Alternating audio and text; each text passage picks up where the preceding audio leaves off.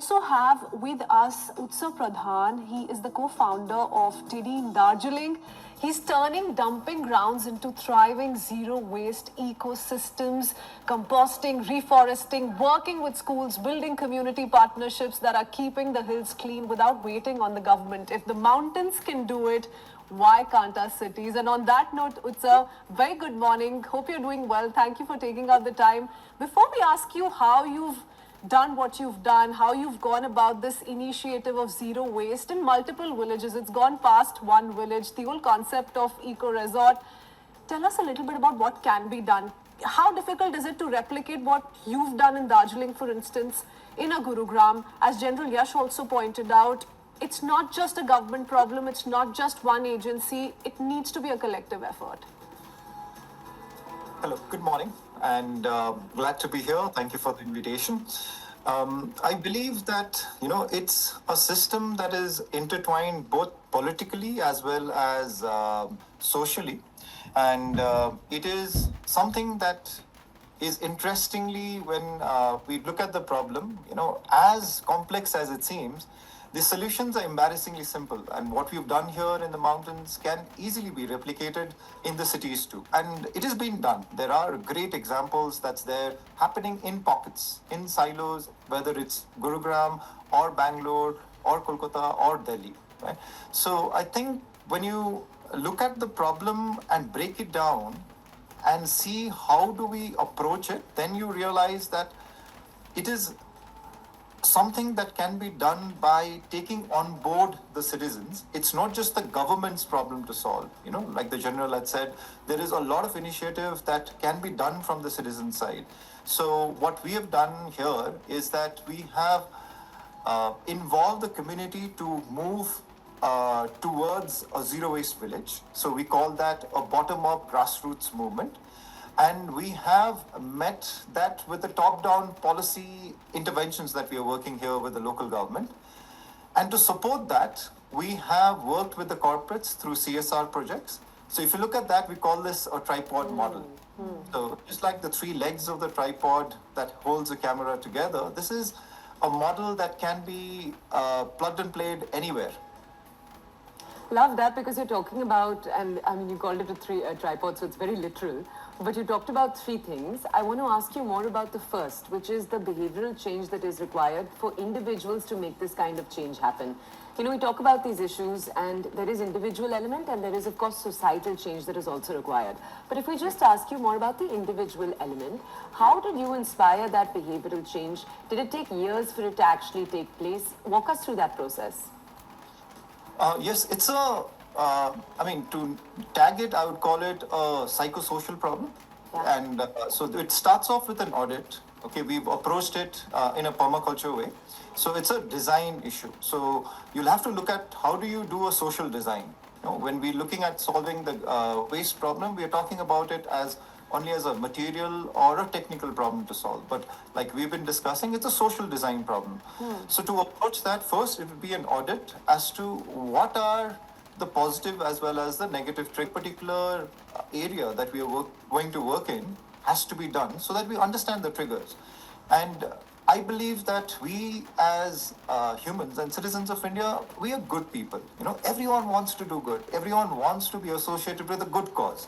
So how do we bring about a good cause that people take that initiative from within? And these are issues that you cannot take a moral high ground, is what I've realized. So you'll have to create a platform where people take the first step themselves, and then you make it as such that they hold hands and say, hey, this is our zero waste village, or this is our zero waste community. So then it becomes a marketing problem. How do you market it to other people so that it gets coverage, right? It gets covered in the news. And also there is this aspect of how do you then involve the local government, and how do you make policy changes?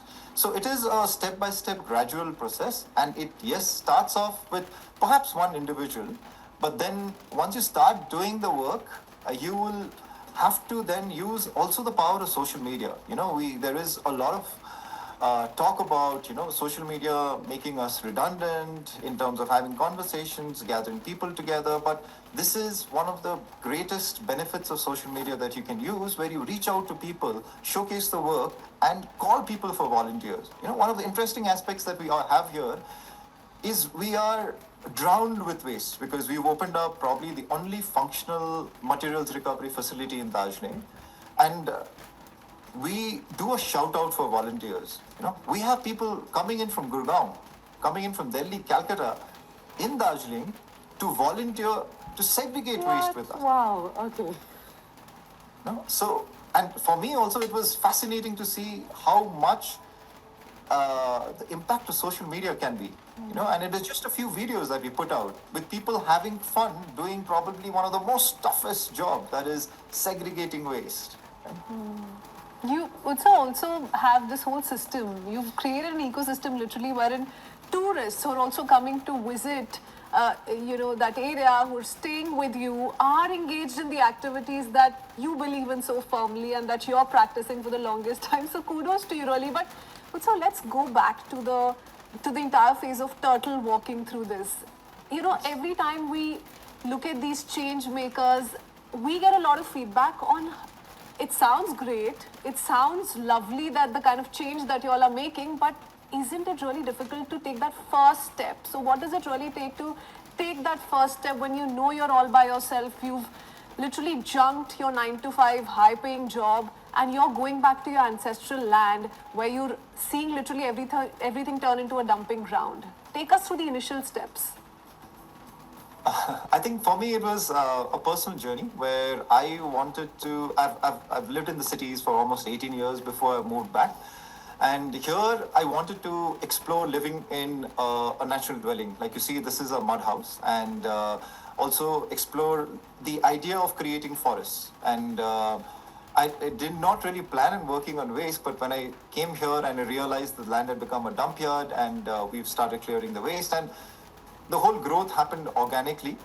But I think the first step that we took out was just simply to go and trust in the goodness of people and reach out and say, hey, I'm doing this, would you like to join?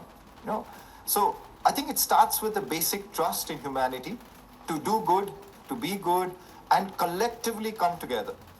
Because sometimes we doubt too much, saying that, hey, if I go and pick up that trash, could people join me? There could be 100 people that's there on the street, 98 might not join you, but 2 might join you, but it creates a ripple effect.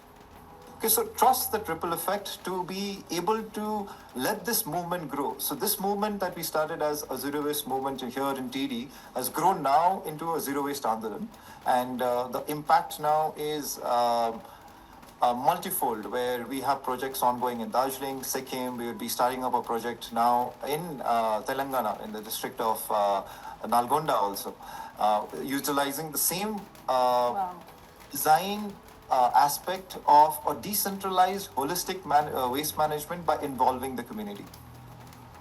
Wonderful. And we were actually going to ask you, how are you expanding? Where are you expanding to? You've already touched on that now. Let me ask you one last question, Utsav. This is a question we sometimes ponder on the show. When will India look like a number of other countries that Indians sometimes visit? The easy comparison, for example, is Singapore, hygienic spaces where there is that high sense of citizen responsibility. Now, what you're saying is that in Darjeeling, you've already seen that change take place, both through all of your efforts, but also just from citizens who are traveling in from across the country. So then answer that question for us. When will we see this change take place? What's missing right now? Yeah, so a couple of corrections here. I wouldn't say the entire Darjeeling. Yes, we have been working, but honestly, there is still a lot of work that still needs to be done here. And also, a point that I'd like to make here, which is very, very important for all of us to know, is that when we look at the countries, so-called first world nations, we'll have to realize that, they might look clean, but here cleanliness is not the goal. And for us also, just cleanliness should not be the goal, because that is still, it's still doable, it's just sweeping waste from one place. But in case of the first world nations also, what they have done is they've swept the floor and they've dumped it to countries in the global south. So China banned that, taking waste, importing waste in 2018. I think India banned it in 2019, but now they are dumping it in other nations in the global south. So in case of India, I think we as a nation should aspire more. It should be beyond cleanliness. So I think we can take this orbital leap that we can say, where we say, let's holistically manage waste. Let's not take waste and let cleanliness not just be the goal.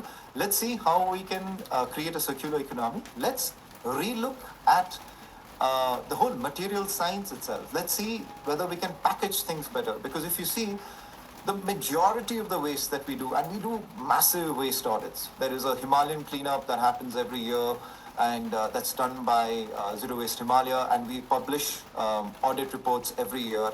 And we have been saying that, one of the biggest issues is the single-use plastic. And in an ecologically fragile system, the Himalayas, we cannot be having the same policies that's there like in the rest of India.